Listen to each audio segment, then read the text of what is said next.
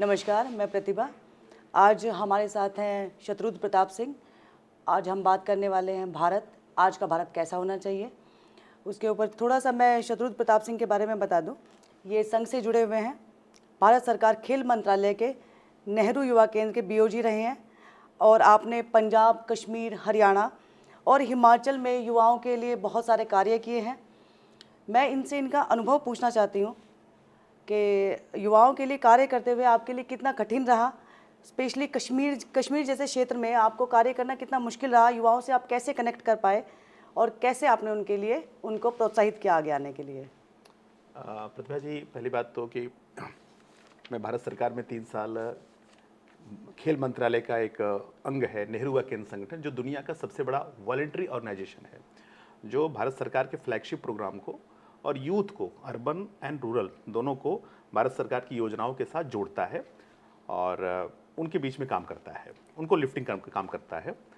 और मैं उसका बीओजी रहा और दिल्ली से लेकर के कश्मीर राज्य मेरे पास रहा है, तो मैंने उनके बीच में काम किया।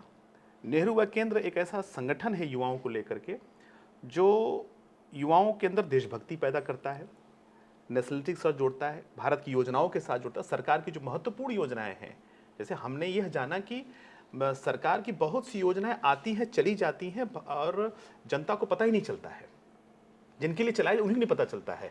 तो नेहरू युवा केंद्र का मेन काम ये है और वो क्लब के माध्यम से काम करता है, युवाओं को इकट्ठा कर उनका क्लब बनाना, उनके बीच में काम करना। मैंने कश्मीर जैसे राज्य में काम किया। निश्चित रूप से कश्मीर बहुत चैलेंजिंग स्टेट है, पंजाब भी चैलेंजिंग स्टेट है, तो उनके बीच में काम किया। और हमारा नेहरू युवा केंद्र संगठन, मैं उसकी तारीफ करता हूँ कि ऐसे रिमोट एरिया में मेरे कम से कम दर्जनों कार्यक्रम हुए। एक ऐसा स्टेट है, जब मैं गया तो 370 समाप्ति के बाद गया था जी। तो ये बड़ा चैलेंज था, कैसे यूथ आया, लेकिन यूथ आया और हमने देखा कि कश्मीर के नौजवानों के अंदर कुछ करने का जज्बा है, करना चाहते हैं, लेकिन ऐसा उनको ब्लॉक कर दिया गया वहाँ के लोगों के द्वारा, सेपरेटिस्ट के द्वारा, और जो एक रेडिकल जो एक इस्लामोफोबिया किया गया, टेररिज्म का जो, उसका कश्मीरियों के मन में गहरा असर पड़ा है। उनको ब्लॉक कर दिया गया, उनको बताया ही नहीं गया। आप सोचिए कि उनको हिंदी नहीं आती है, वो हिंदी पढ़ नहीं सकते, ठीक, भारत के साथ कैसे वो दूरी उनकी हो जाए, यही काम किया है। तो नेहरू युवा केंद्र संगठन जैसे ऑर्गेनाइजेशन ने वहाँ पर ऐसे नौजवानों को, लड़के लड़कियों को भारत के साथ जोड़ना, उनके साथ कार्यक्रम करना, उनको लाना, तो ये काम कर रहे हैं। और मैं सोचता हूँ कि बड़ा चुनौतीपूर्ण बड़ा काम, क्योंकि मैंने जब कार्यक्रम किया तो मेरा पहले से ही था कि मैं हर कार्यक्रम में राष्ट्रगान करवाऊंगा। तो मुझे चैलेंजेज हुए, अनंतनाग, बडगाम, ऐसे कई ऐसे स्थान हुए जहाँ से अब मान लीजिए 200 लोग हैं तो 50 लोग निकल गए, राष्ट्रगान नहीं करना है, कुछ तो विरोध करने के मूड में थे। ऐसी मानसिकता क्यों है वहाँ? क्योंकि उनके अंदर जहर भरा गया, इन मुल्लाओं के द्वारा जहर भरा गया, इन जो कहते हैं ना, जो एक इस्लामिक फोबिया, एक टेररिज्म के द्वारा भरा गया कि भारत हम पर राज कर रहा है, भारत, और वो एक 370 जबकि वो भी भारत का हिस्सा ही है। निश्चित रूप से मैं कश्मीरियों भी जो काम करने लगा तो कश्मीरियों ने कहा कि सर, ये जो यहाँ के तीनों पार्टियां हैं, national conference, PDP and Congress, ये सर ये करप्ट है, इन्होंने सब करप्शन किया है। ये उन्होंने आपसे या मुझसे कहा, उन्होंने कहा, यहाँ तक कि 2-3 कश्मीरी ने कहा कि सर आप यूपी से आए? हमने कहा, बोले सर आप जो आपके यहाँ सर वो बाबा योगी आदित्यनाथ है, उसको सर यहाँ भेज दो। आपको मतलब आश्चर्य होगा। मैंने कहा उनको यहाँ भेज दो? बोले सर भेज दीजिए, क्योंकि वो उनका बड़ा अच्छा काम। और मैं अब देखता हूं कि हमारे जो लेफ्टिनेंट जनरल साहब हैं मनोज सिन्हा जी, वही काम कर रहे हैं जो योगी जी ने बुलडोजर, क्योंकि जिन्होंने करप्शन किया उनके यहाँ बुलडोज करना, उनको खत्म करना, सरकारी जमीनों पर जिनका कब्जा करना है उनको हटाना, ये काम हो रहा है।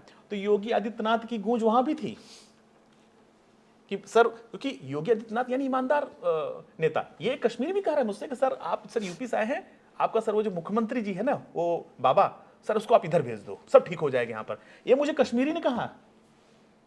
तो ये तो है, तो मैंने देखा, सीखा, हाँ सीखा। पंजाब, हिमाचल जैसे मैंने एरिया में देखा कि यूथ ड्रग्स के शिकार हैं और उनके अंदर हम आगे बढ़ें कैसे, इसकी चुनौतियां हैं। तो नेहरू युवा केंद्र के द्वारा हमने काम करने का प्रयास किया। आपने युवा कुंभ का भी वहाँ पे एक कार्यक्रम कराया था? नहीं, युवा कुंभ तो 2019 में हुआ था और वो सरकार के द्वारा, योगी आदित्यनाथ जी के द्वारा एक बहुत बड़ा एक अभियान था। वो हमको कुंभ को, हमको भारत के अंदर, दुनिया के अंदर ले जाना है कि कुंभ यानी मेला नहीं है जी।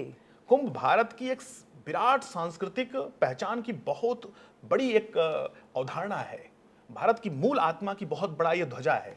और यानी कि कुंभ वो स्थान रहा है जहां पर सदियों से भारत में राजा रंक सब एक घाट पर उपस्थित होते थे, रुकते थे और ये तय करते थे विचार विमर्श कि क्या घटा, क्या नहीं घटा, क्या करना चाहिए, क्या नहीं करना चाहिए, अब क्या होना चाहिए, मतलब सब चीज का वहां पर एक प्रकार से बड़ा संसद था वो कुंभ। जी कुंभ को तो अंग्रेजों ने मेला बना दिया, जी टैक्स लगा करके, सरचार्ज लगा के, जजिया लगा करके, मुगलों ने, तमाम लोगों ने, लेकिन भारत के लोगों ने कुंभ को नहीं छोड़ा और कुंभ की रत। तो जब एक सन्यासी जब एक बैठा तो उसको लगा कि कुंभ की जो असली पहचान हो जाए, और ईश्वर की कृपा से मुझे वो काम करने का अवसर मिला और युवा कुंभ के माध्यम से मैंने वहाँ पर देश भर में मैंने काम किया, मैंने सभी राज्यों में काम किया और वो सब बहुत ही सफल कार्यक्रम रहा वो। और हम जानते ही हैं कि पिछला कुंभ कितना सफल रहा योगी जी के नेतृत्व में, जहां मोदी जी भी गए, जहां मोदी जी ने एक बहुत बड़ा एक उन्होंने जो एक संदेश दिया, जो सफाई कर्मी थे उनका पैर धो करके, पैर धो के, और ये बहुत बड़ा मैसेज गया, एक बहुत बड़ा मैसेज गया। हम तो प्रयाग के वासी हैं, हमारा घर है प्रयाग, हम तो इलाहाबाद यूनिवर्सिटी के प्रोडक्ट हम लोग पढ़े हैं, हमने कुंभ को और देखा है, गंदगी देखा है, और इस कुंभ को हमने देखा तो आश्चर्यजनक, एक गंदगी नहीं थी और 25 करोड़ लोग आए, तो ये आश्चर्य था। अब तो इस बार जो कुंभ होने वाला और बड़ा होगा, तो मेरा सौभाग्य था, मैंने युवा कुंभ किया था। जी सर, मेरा पहला सवाल है आपसे, आज के भारत के बारे में आप क्या कहना चाहेंगे? देखिए, आज का भारत जो है जी वो दुनिया के सामने प्रत्येक दशा में और प्रत्येक दिशा में बढ़ रहा है। सामरिक रूप से बढ़ रहा है, राजनीतिक रूप से भी बढ़ रहा है, व्यापारिक रूप से भी बढ़ रहा है। भारत की जो डंका है आज दुनिया में बज रही है। जी भारत को अब कोई हल्के में नहीं लेता है। आज का भारत वह भारत है कि रूस और यूक्रेन का युद्ध हो रहा है, तो अमेरिका और यूरोपियन कंट्री कह रहे हैं कि भारत चाहेगा तो युद्ध रुक सकता है, नरेंद्र मोदी चाहेंगे तो युद्ध रुक सकता है। ये तो छोड़ दीजिए, फिलिस्तीन और इजराइल का युद्ध हो रहा है तो अमेरिका और अन्य कंट्री कह रहे हैं, रूस कह रहा है कि भारत चाहेगा तो दोनों देशों से बात करके समझौता करा सकता है, रोक सकता है। यानी कि आप समझिए कि भारत का रोल कितना बड़ा है, आज से नहीं है, सदैव से है। और मैं समझता हूँ आज का भारत बहुत सशक्त भारत हो रहा है और बढ़ रहा है भारत, हर दिशा, प्रत्येक दिशा में बढ़ रहा है भारत। क्या इसका सारा श्रेय हमारे माननीय प्रधानमंत्री नरेंद्र मोदी जी को जाता है? देखिए, भारत का सारा श्रेय तो मैं क्या कहूँगा, मैं कहूँगा भारत बहुत बड़ा है, बहुत प्राचीन है, भारत में आध्यात्मिक शक्ति है, भारत को जो ठीक से पहचानता हो, भारत की जो सनातन शक्ति है, भारत की जो गाय, गंगा और मंदिरों की जो इन प्रबल शक्तियों को जो जानता है, उसको समझने वाला मुझे लगता है कि एक बहुत बड़ा देशभक्त नरेंद्र मोदी के रूप में आया है। हम माने या न माने, दुनिया तो मान रही है और दुनिया देख रही है। 550 साल से जिस राम मंदिर के लिए लोग लड़ रहे थे, बहुत से लोगों ने तो तय कर रखा था कि अब राम मंदिर मुझे नहीं मिलने वाला है। इसी देश के राजनीतिक दलों ने कहा कि हाँ, शौचालय बना दीजिए, वहाँ पुस्तकालय बना दीजिए, वहाँ अनाथालय बना दीजिए, ठीक है, उससे क्या मिलने वाला है, ठीक। और यह नरेंद्र मोदी जी के कार्यकाल में, उनके नेतृत्व में ही तो सौभाग्य आया देश को कि हमारे रामलला वहाँ विराजमान हुए।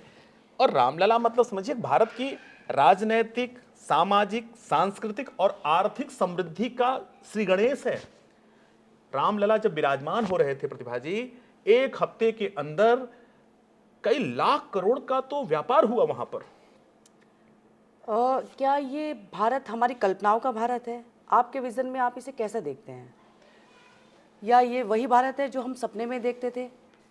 नहीं, भारत तो देखिए क्या है, भारत विश्व गुरु के रूप में है जी। भारत को दुनिया यह देखती है कि भारत शांति का देश है जी। भारत मतलब दुनिया में जो एक कुंठा है, दुनिया में जो अशांति है, दुनिया में जो हिंसा है, दुनिया में जो एक पीड़ा है एक दूसरे को, उसको शांत करने का अगर कोई स्थान है, कोई भूमि है तो भारत है। हमें कई ऐसे इस्लाम के जानकार मिले तो उन्होंने बताया कि मोहम्मद साहब भी कहते थे कि ये जो इधर इस तरफ जो देश है, भारत की तरफ होंगे करते थे, वो बड़ा शांति का देश, उससे बड़ी पवित्र हवा आती है, वो पूज्य स्थल है, ठीक है। और दुनिया ने इस धार्मिक युद्ध में, क्रूसेड्स में, तमाम में इतने खून बहाए हैं, इतनी हिंसा हुई है, आज भी हिंसा हो रही है, धर्म के नाम पे हिंसा हो रही है, तमाम हिंसा हो रही है। भारत ही एक ऐसा देश है, गुलाम भारत था। स्वामी विवेकानंद वो विश्व धर्म संसद में गए और भारत को उन्होंने जय जयकार किया। एक सन्यासी जाकर के दुनिया को बता दिया कि भारत यानी क्या। हमारे साधु संत आज दुनिया में कहीं भी चले जाते हैं, वो भारत के औरा के साथ जब खड़े होते हैं तो दुनिया उनके चरण छूने के लिए हो जाती है। इस्कान के संस्थापक प्रभुपाद जी 68 साल की अवस्था में एक गीता लेके गए आज इस्कान पूरी दुनिया में क्या काम कर रहा है, जरा आप कल्पना करिए। तो भारत की वास्तविक शक्ति उसकी आध्यात्मिक शक्ति है। ये तो हमारी विरासत है सर। जी। और भारत दुनिया को क्या दे सकता है? भारत दुनिया को शांति दे सकता है। जी। भारत दुनिया को जीवन जीने की जो उसका मंत्र है, जीवन कैसे जिया जाए, हर कोई एक दूसरे को मार करके जीना चाहता है। जी। कि मतलब मैं जो कह रहा हूं वही मानो, ठीक है, मेरे देश का माल बिछेगा तभी तो, मतलब दुनिया के अंदर जो कुंठा है, हिंसा है, आप अगर उसके मूल में जाएं तो क्या निकलेगा? कि कहीं न कहीं कोई बाजारवाद है, कहीं न कहीं कोई एक बड़े बड़े देश हैं जो एक दूसरे को लड़ा करके अपना उल्लू सीधा करते हैं। ये तो भारत है जो दुनिया को शांति का, जीवन जीने का कला सिखा सकता है, उसके अंदर जीवन का उद्देश्य क्या हो सकता है, ये भारत ही बता सकता है। सर बहुत समय से एक शब्द बहुत प्रचलन में है जिसको हम बहुत ज़्यादा सुनाई दे रहा है, वो है अखंड भारत। हाँ। अखंड भारत की जो धारणा है, जो विचार है, वो लोगों के मन में ना बहुत गलत है। आप उसको थोड़ा सा एक्सप्लेन कीजिए, क्योंकि कुछ लोगों के मन में ये विचार है कि अखंड भारत या हिंदू राष्ट्र यानी कि केवल एक ही जाति और एक ही धर्म का यहाँ निवास होगा। क्या ऐसा है? देखिए, अच्छा प्रश्न है आपका प्रतिभा जी, बहुत अच्छा प्रश्न है। भारत की जो अखंड भारत की जो हमारी कल्पना है जी। अब आप भारत की पहचान मुझे, भारत के धर्म अर्थ मुझे, तो इसको भरत खंड, आर्यावर्त, जम्मू द्वीपे के रूप में इसको जाना जाता है। जब हम मंत्र भी लेते हैं, संकल्प लेते हैं, तो भरत खंडे, आर्या द्वीपे, मतलब ये सब, इन सब मंत्रों के साथ जम्मू द्वीपे, भरत खंडे, ये सब आता है ना। और ये कहा गया है कि हिमालय से लेकर के हिंद महासागर तक का जो भूभाग है वो भरत खंड है। और ठीक है, और दुनिया की सबसे बड़ी उपजाऊ लैंड है, दुनिया के सभी प्रकार के ऋतुएं यहाँ पर पाए जाते हैं, सब कुछ यहाँ पर है। तो मेरा कहना है, आपका क्वेश्चन क्या था, सॉरी? अखंड भारत की अखंड भारत, हाँ। तो भारत को जो तोड़ने जो दुनिया में अपनी एक शासन सत्ता, जैसे जो दुनिया में हिंसा करते हैं, दुनिया को जो अपने बाजार में लपेट के रखना चाहते हैं, उनके लिए भारत चुनौती था। जी। ठीक है, भारत चुनौती था। जैसे गांधी का अगर अहिंसा अगर कहीं अपलिफ्ट कर गया, ऊंचाई पे आ गया, तो कभी प्रथम विश्व युद्ध नहीं होता, द्वितीय विश्व युद्ध नहीं होता, कोई युद्ध ही नहीं होता। अब युद्ध करने से बहुत देशों के माल मलाई होते हैं, जैसे जब रोग का समय आता है तो डॉक्टरों की चादी हो जाती है। ठीक है, ऐसे इन देशों का हालत है।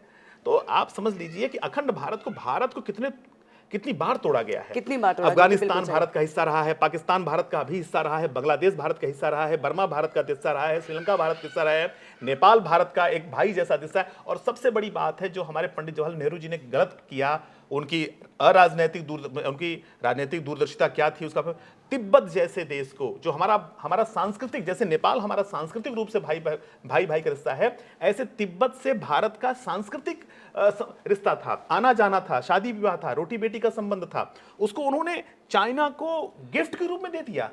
और आज चाइना हमारे सर पर खड़े होकर के बोल रहा है कि लखनऊ मेरा है, अरुणाचल मेरा है, सियाचिन मेरा है, लद्दाख मेरा है। अरे भाई, तिब्बत ही मेरा है। तो समझिए, तो इस नाते अखंड भारत, जिस दिन भी अखंड भारत होगा, महर्षि अरविंद जब जेल में रहे तो उन्होंने जब अपनी आध्यात्मिक यात्रा की तो उन्होंने कहा कि इस दुनिया की, इस पृथ्वी की नियति है भारत को अखंड होना। अखंड भारत यानी कि ये धर्म हाँ, और जाति से अलग है।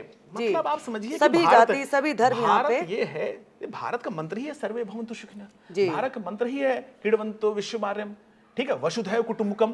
तो ये जो भारत जब अपने विराट स्वरूप में आएगा, आप कल्पना करिए, पाकिस्तान बांग्लादेश में बांट करके भारत में 25 लाख लोगों की हत्याएं करवाई गई, ये दुनिया का सबसे त्रासदीपूर्ण काम रहा। भारत के हाथों को काटा गया, भारत के सर को काटने की तैयारी होती है।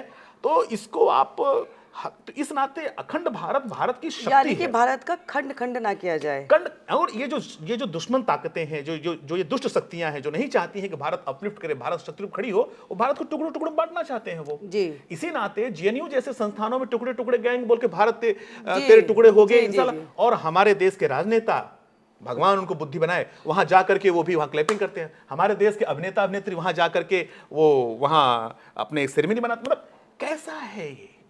तब आज के सोशल मीडिया, आज के अवेयरनेस, सूचना के समय में देश देखता है तो देश तय कर लेता है कौन गलत है कौन सही है। जी। भारत के सामने इस समय सबसे बड़ा चैलेंज क्या है? देखिए, दुनिया ने अपनी अपनी बाउंड्री खोल रखी है। जी।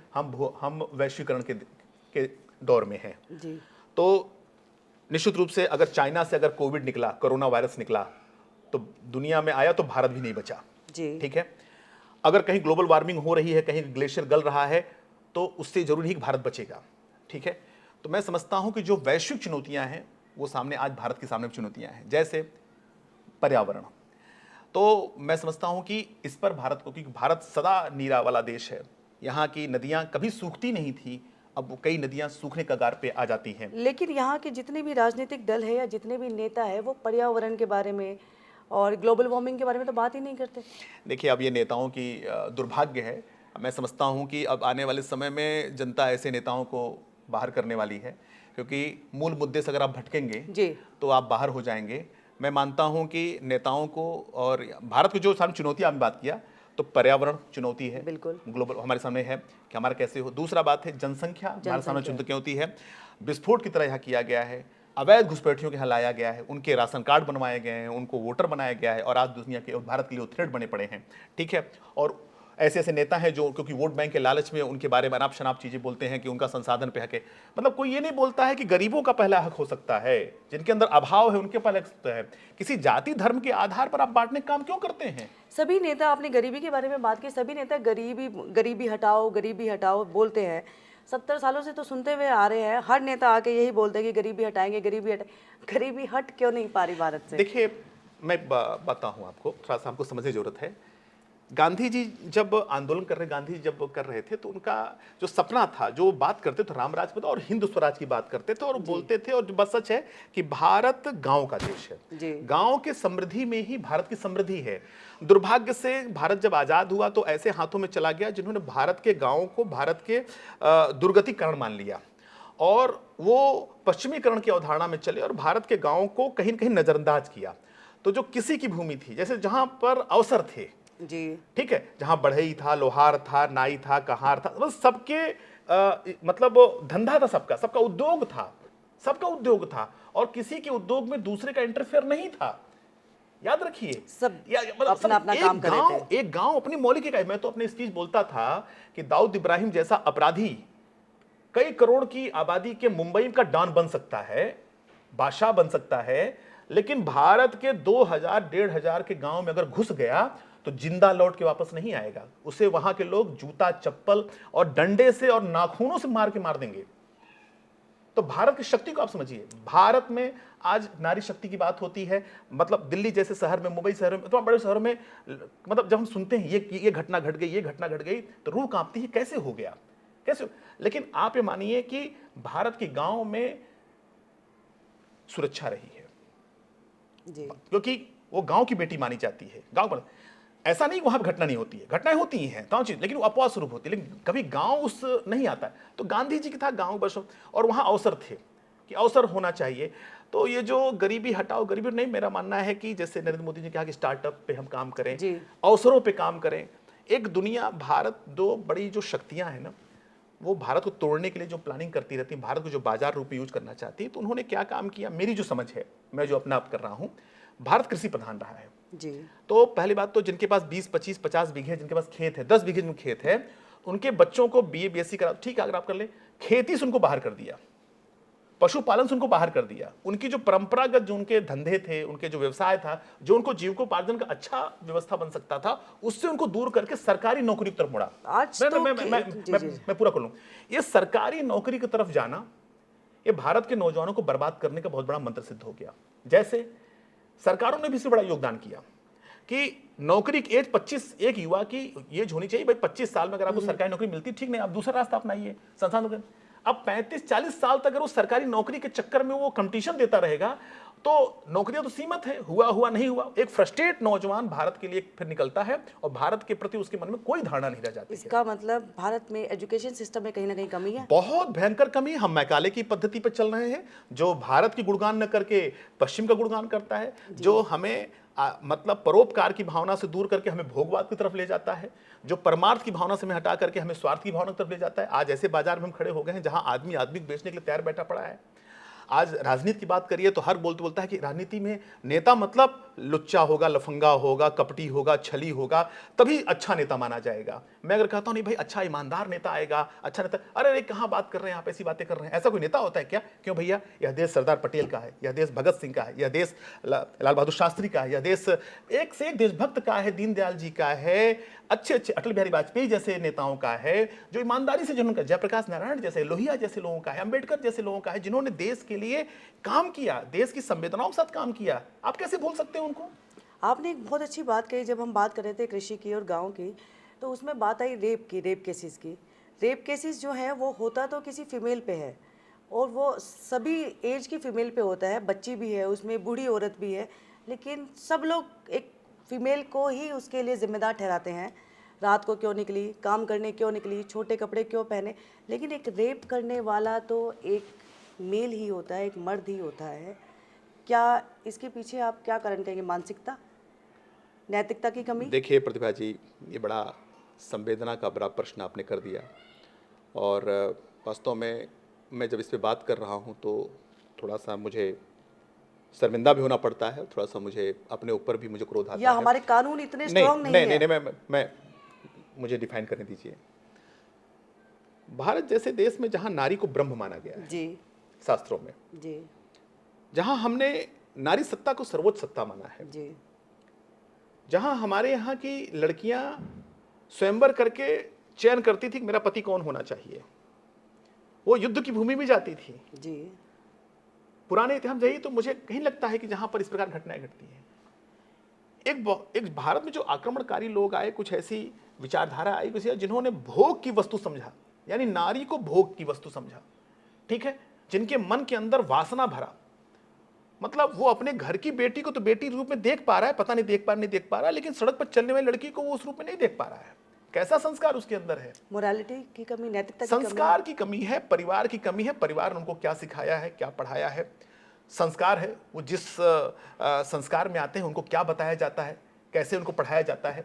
नारी का रक्षक के रूप में उनको खड़ा किया कि नारी के भक्षक रूप में? अरे किसी रेपिस्ट को तो किसी माँ ने ही जन्म दिया होगा। जी बिल्कुल। तो मैं तो समझता हूं उस माँ के कोख सूख क्यों नहीं गई जब ऐसे नर पिशाच को जन्म दिया उसने, कि जब उसकी संवेदना मर गई।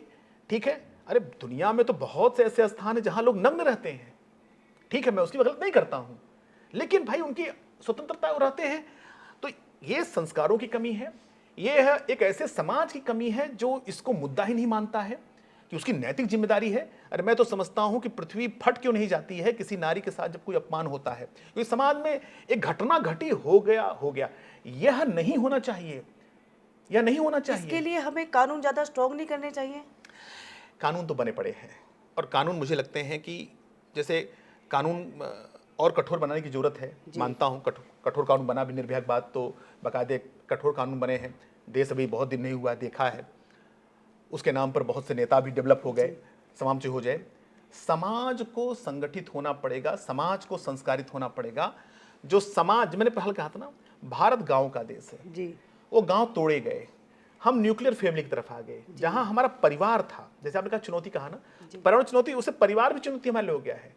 हम न्यूक्लियर फैमिली में आ गए, हमारा समाज टूट गया, हम अकेले जीवन जीना चाहते हैं, हम सब असुरक्षित हो गए। महानगर में इतनी फोर्स, इतनी सुविधा, इतनी सीसीटीवी लगने के बाद भी यहाँ असुरक्षा है। जी ठीक है, गांव में कौन सी सीसीटीवी है, कौन सा बड़ा मतलब इस प्रकार का है वहां, लेकिन इस प्रकार घटना नहीं है। ठीक है, तो अच्छा, बाजार बात नाते तो मेरा मानना है कि संस्कारों की कमी है, और समाज की ये जिम्मेदारी बनती है कि समाज संगठित हो, समाज अपना निर्णय ले कि हमारे समाज की बेटी कैसे, जैसे मैं जहां बैठा हूं, यहाँ की सोसाइटी तय करे कि हमारे यहाँ के क्षेत्र की कोई भी लड़की के साथ, किसी महिला के साथ अभद्र व्यवहार हुआ तो हम तय करेंगे। और समाज के बीच में सरकारों का बहुत रोल नहीं होना चाहिए, क्योंकि सरकार द्वारा आप कितना कर लेंगे, ये तो पुलिसिंग सिस्टम से आप कितना करेंगे। ये तो चोर और पुलिस डाल पात के तो खेल खेलता है। ठीक है, अपराध इसमें। तो मेरा मानना है कि समाज को जिम्मेदार होना पड़ेगा। समाज हर चीज अगर सरकार पर थोपेगी तो मैं समझता हूं कोई भी सरकार आएगी कभी फुलफिल नहीं कर पाएगी, कभी नहीं जिम्मेदारी उठा पाएगी। यह समाज की जिम्मेदारी है। जो लोग अपना बंद एक एक कमरा में जीते हैं या दो दो कमरे में जीते नहीं, उनको अपने दरवाजे खोलने पड़ेंगे, उनको एक बड़ी बाउंड्री बनानी पड़ेगी जो सामूहिक होगी। ठीक है, जहां पर तय हो, अपने संस्कार बनाएंगे। जैसे गांव के, भाई ये गांव की बेटी है, ये हमारे जिले की बेटी है, हमारे देश की बेटी है। ठीक है, यह भावना प्रबल करना पड़ेगा, और मुझे लगता है थोड़ा सा भारत की जो पुरातन प्राचीन संस्कृति सभ्यता रही, मैं समझता हूँ मॉडर्नाइजेशन करिए, आप सब करिए, लेकिन मर्यादा और भारत की जो विरासत है, भारत की पहचान है, उसके साथ भी करना पड़ेगा। जैसे आप देखिए आजकल के जो चलचित्र हैं तमाम, जैसे मीडिया में तो एडल्ट बहुत आ रहे हैं, एडल्ट्री पर बहुत काम हो रहा है, न्यूडिटी बहुत काम हो रहा है, जैसे तो हम देख क्या रहे हैं, हम बच्चों के सामने परस क्या रहे हैं, हम उनके सामने क्या दिखा रहे हैं, उनकी नैतिकता कैसे, नैतिकता का मापदंड जो होता था, नैतिक शिक्षा जो है वो शायद हम समझ रहे हैं कि शिक्षा विभाग नहीं कर, सरकारें नहीं कर पा रही, समाज नहीं कर पा रही है। वो जिम्मेदारी लेनी पड़ेगी और उस पर काम करना पड़ेगा और गंभीरता से काम करना पड़ेगा, मुझे लगता है जो अभी तक नहीं हो रहा है। जी सर, मेरा अगला क्वेश्चन है, भारत के लीडर और राजनीतिक दल कोई भी क्या भारत को सही दिशा में ले जा रहे हैं? क्या वो भारत के रिसोर्सेज का सही इस्तेमाल कर पा रहे हैं? बड़ा खतरनाक क्वेश्चन या आपने भारत किया। को सिर्फ धर्म और जाति में बांट के रख रहे हैं? भारत देखिए कई क्वेश्चन आप कर रही हैं, बड़ा खतरनाक क्वेश्चन किया है, लेकिन मैं तो बहुत निराश हूं भारत के राजनीतिक दलों से जी। और भारत के नेताओं से। मुझे कहने में कोई संकोच नहीं है, वो भारत की आकांक्षाओं पर काम नहीं कर रहे हैं। जी कोई धर्म पे काम कर रहा है तो कोई जाति जनगणना पे काम कर रहा है। जी कोई गरीब अमीर की बातें नहीं कर रहा है, अपनी अपनी जाति को लेकर उड़ रहे हैं लोग, ठीक है। यानी कि सब डिवाइड एंड रूल की पॉलिसी पर काम कर रहे हैं। किसी भी नेता को हम ये नहीं देख पा रहे हैं जिसके अंदर हम उम्मीद देखें कि हमारे आने वाली पीढ़ी के भविष्य इसके हाथों में सुरक्षित है, ठीक है। क्योंकि सब धर्म राजनीति काम कर रहे हैं और ऐसे समाज को बांट भी रखा है। संविधान में ऐसी व्यवस्था बनाकर रख दी गई है कि तुम बटे रहो, हमारा धंधा चलता रहे। जैसे टेररिज्म एक प्रकार से बिजनेस है, व्यापार है। जी। कश्मीर का भी जो टेररिज्म है 75 सालों से जो चलाया जा रहा था, या उसे किसी राजनीतिक दल के द्वारा बनाया गया? नहीं, एक सिस्टम है, एक सिस्टम मैडम। जैसे आप कहें करप्शन, नेता तो आता जाता रहता है, जी, ठीक है। वो एक सिस्टम है, जो सिस्टम के लोग बैठे रहते हैं, जो इधर उधर होते रहते हैं। ध्यान रखिए, वही पार्टी है तो इसमें चले जाते हैं, वो पार्टी है तो उसमें चले जाते हैं। जब तक हम सिस्टम को क्रैक नहीं करेंगे, उस व्यवस्था को जब तक हम क्रैक नहीं करेंगे, तब तक काम नहीं बनेगा। और आज के दिन में मैं समझता हूं कि राजनीतिक दल और राजनेता दोनों विफल हैं। दोनों अभी भारत को वह दिशा देने की स्थिति में नहीं है और शायद ऐसी स्थिति बन पड़ी है। भारत के अंदर धार्मिक मतलब जो कहते हैं पहचान की जो लड़ाई हो रही है, क्योंकि भारत का तो विभाजन ही धर्म के नाम पे कर दिया गया, हिंदू मुसलमान रूप पे कह दिया गया। तो ये कोई ये न कहे कि ये मुद्दा नहीं है, मुद्दा तो है ही। और जिस प्रकार से चरमपंथ है, जिस प्रकार से आतंकवाद है, जिस प्रकार से कश्मीर और बंगाल जैसी स्थितियां हैं, जिस प्रकार से केरल जैसी स्थितियां हैं, या आए दिन हम जो हम देखते हैं कि रामनवमी के दिन पत्थर हो रहे, बजराव हो रहे हैं, कहीं हिंसा हो रही है, तो ये जो असहिष्णुता है, ठीक है। मैं देखता हूं कि ओवैसी जैसे लोग सिर्फ अपने सिर्फ मजहब की बात करते हैं, मजहबी नाल करते हैं। जब मैं तेजस्वी यादव जैसे लोगों को मैं देखता हूं या अखिलेश यादव जैसे लोग देखता हूं कि जो सिर्फ कास्ट की बात करते हैं, जो सिर्फ जाति की बात करते हैं, ठीक है, मुझे लगता है कि वो देश को किस दिशा में ले जाना चाहते हैं। अगर आप जातिवाद की बात कर रहे हैं तो इससे एक क्वेश्चन और निकलता है, धर्मांतरण, लव जिहाद। क्या ये अभी हमारे देश में आया है, पहले से था, और ये क्यों है और इसका निवारण क्या है? देखिए, ये आज नहीं आया है जी भारत इसका सदियों सदियों से इसका शिकार रहा है। जी। जब अलाउद्दीन खिलजी रानी पद्मावती को पाने के लिए जब युद्ध कर रहा था, वो क्या था, वो क्या था? जब मुगल जब तलवार के बल पर, तुर्क जब तलवार के बल पर धर्मांतरण कर रहे थे, मंदिरों को तोड़ रहे थे, जब बख्तियार खिलजी जैसे लोग नालंदा को जला रहे थे, ठीक है, जब गुरु तेग बहादुर जी का शहीद, उनको यहीं दिल्ली में उनको मतलब शहीद किया जा रहा था, ये क्या था? ये धर्मांतरण ही था, जिसका बलिदान भारत दे रहा था, भारत के महापुरुष दे रहे थे। वो छत्रपति शिवाजी महाराज, वो महाराणा प्रताप, वो गुरु गोविंद सिंह महाराज, इन सब ने जो अपनी शहादत दी है, जो ये लोग बलिदान हुए हैं, ये तो धर्मांतरण के खिलाफ ही लड़ते रहे। ये आज का नहीं है। और इस्लाम जब अरब से चला और ईसाई जब वेटिकन सिटी से चला, तो इन दोनों मजहबों ने, इन दोनों रिलीजन ने छल से, कपट से यही काम किया। Mother Teresa, let me finish, मुझे करने दीजिए। मदर टेरेसा की बड़ी महिमा है, अच्छी बात है। सेवा के नाम पर मैडम उन्होंने धर्मांतरण किया है और गांधी जी तक ने उनका विरोध किया था जी। अगर आप सेवा के नाम पर धर्मांतरण कर रहे हैं तो ये ठीक नहीं है, ठीक है। सेवा तो निस्वार्थ भाव से होता है ना जी। आप सेवा उसी का करेंगे जिसका कन्वर्जन होगा, ठीक है। भाईचारा यानी जो हमारे मजहब में, उसी के साथ भाईचारा होगा। तो भारत आज से नहीं, सदैव सदी सदी से पीड़ा है और भारत ही इसका जवाब देगा। कहां गए पाकिस्तान के हिंदू, सिख, जैन, बौद्ध, पारसी कहां चले गए? बांग्लादेश में हिंदुओं की, जैनों की, बौद्धों की स्थिति क्या है, इस पर कोई बात करेगा? पहली बार कोई अमेरिकी राष्ट्रपति ने इस्लामिक टेररिज्म पर बात किया। आज तक किसी ने हिम्मत ही नहीं किया कि सही जो प्रॉब्लम उसे बात तो करो भाई। तो ये सब एक ही चीज़ का हिस्सा है, चाहे उसे हम लव जिहाद कहें, चाहे मिशनरी कहें, चाहे धर्मांतरण कहें। लेकिन धर्मांतरण के जाल में फंस कैसे जाते हैं लोग? क्योंकि जिस धर्म में मैंने जन्म लिया है उस धर्म को छोड़ के किसी की बातों में आके मुझे अपना धर्म चेंज करने के लिए बोला जाए, ये आसान काम नहीं है। देखिए, मैंने लेकिन पहले ये कहा, कैसे कर भारत लेते हैं? जैसा देश जो है वो भारत दुनिया को शांति देने वाला देश है। जी ठीक है, भारत जल जैसा है, जी ध्यान रखिए, जो सभी की प्यास बुझाता है। अब उस जल को लोग शराब में मिलाना चाहते हैं, कोई शरबत बना के उसमें करना चाहता है। तो भारत ऐसा ही है, भारत को लोग मतलब भारत सब चाहते हैं कि हम इसको कैसे जीत जी। लें। वो ईसाई भी परेशान है, जी वो ईसा के पहली शताब्दी में ही वो लोग उतर गए थे यहाँ पर, ईसाई भी से नहीं उतर गई थी, वो इस्लाम भी यहाँ उतर गया था यहाँ पर, ये दोनों बाहर से, और ये तब से लगे हुए हैं निश्चित रूप से भारत को बांटने के इन्होंने प्रयास किया, लेकिन भारत को ये जीत नहीं पा रहे हैं।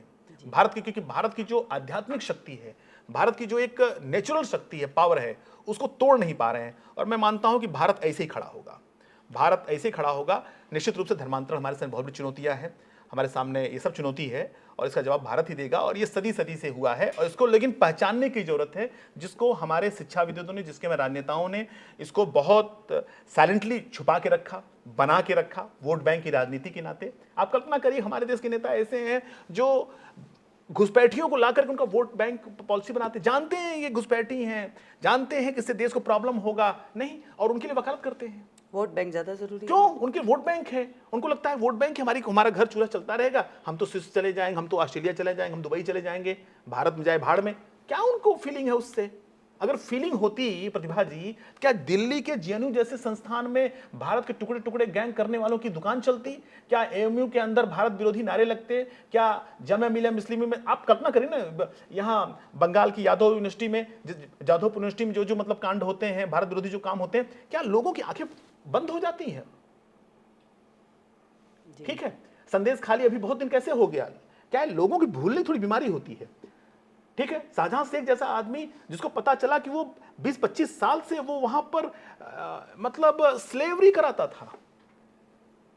ठीक है, और भाजपा को मैं सैल्यूट करूंगा कि उन्होंने एक बहुत ही सामान्य सी महिला जिसने एफआईआर करने की हिम्मत की शाहजहां शेख की, उसको उन्होंने अपना लोकसभा कैंडिडेट बनाया है उन्होंने।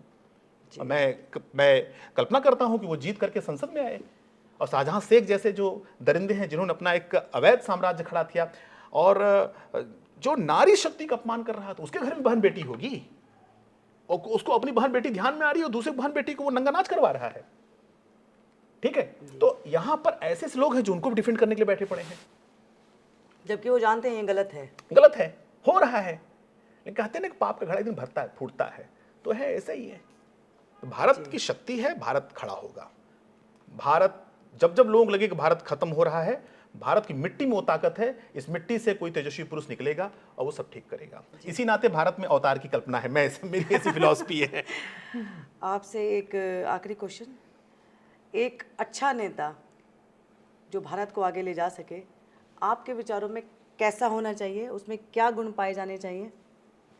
सबसे पहला तो नेता वो होना चाहिए जिसके अंदर संवेदना हो जी, जिसके अंदर करुणा हो, जिसके अंदर भारत के प्रति पुत्रोत भाव हो। माता भूमि पुत्रोहम पृथिव्या, जी, जो कहे हैं ना कि जाके पाँव भटे ने पिवाई बिवाई ऊका जाने पीर पराई, ऐसी कहानी है। तो नेता वो होना चाहिए जो जनता को समझे, भारत को समझे, भारत की पीड़ा को जो पी कर रखे।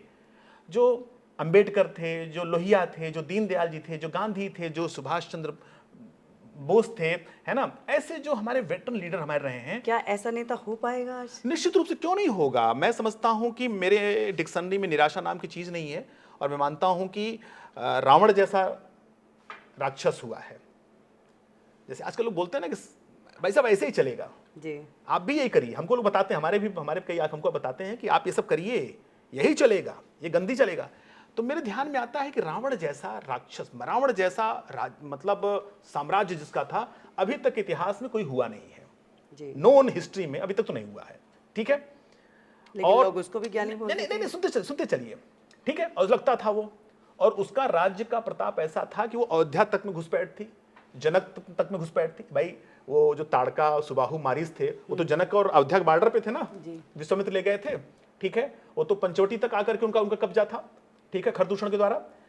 लेकिन जैसे राम जैसा करेक्टर आया, मैडम ध्यान से सुनिए जी, जैसा राम जैसा करेक्टर आया जो अयोध्या से कुछ नहीं लेके गया, नंगे पांव गया, हाँ लेकिन धनुष बाण लेके गए थे, ध्यान रखिए। मेरा ये कहना है कि निहत्थे मत जाइए, गांधी जी की फिलॉसफी थोड़ा मुझे समझ नहीं आता है। मतलब एक तो ये चाहिए शक्ति, है ना, तो ठीक भाई वो दुष्ट है। तो जब राम का जब औरा उठा तो लंका के लोगों ने पहली बार राम जैसा कोई व्यक्ति तो देखा, तो उनको लगा कि क्या ऐसा भी कोई व्यक्ति हो सकता है, तो उनका प्रेम राम के प्रति जग गया।